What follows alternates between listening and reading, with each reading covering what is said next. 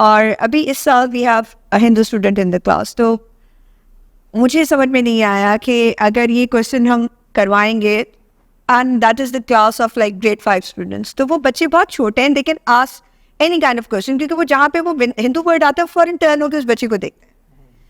Where he gets like a but conscious, I would say embarrass, لیکن وہ بچے conscious ہو جاتا ہے. جیسے ورڈ ہندو آتا ہے ایسا بچے اسے مڑ کے دیکھنا شروع کر دیتے ہیں. اب جب بلیفس کی بات آتی ہے, دو بک میں تو obviously it was not making fun of that thing, لیکن بچے can say anything. So I didn't want that child to get hurt and it was not a very important question, so I just rephrase it, پھر وہ change کر کے اس کی جگہ کچھ اور کوشچن کرا دیا تھا about that mud volcano.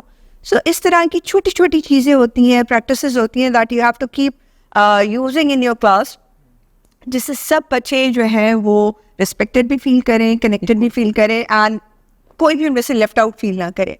Plus as I talked about that, sorry بیچ میں دوسری ایگزامپل آ گئی, اس آرفن بچے کی میں بات کر رہی تھی, تو وہ تھوڑا سا اس میں ایگریشن کا ایشو تھا اور نوٹی بھی تھا وہ, لیکن aggression was the main factor. شروع میں ظاہر بینگ ہیومن میں بھی غصہ اس پہ کر رہی ہوتی تھی. جو فیڈ بیک دوسرے ٹیچر سے ملتا تھا یہی تھا کہ جناب یہ بچہ یوں کرتا ہے. لینگویج کا ایشو تھا, he used to have like language barrier I would say, یا پھر اس طرح کے تھوڑے سے سوئر ورڈ یوز کر جاتا تھا.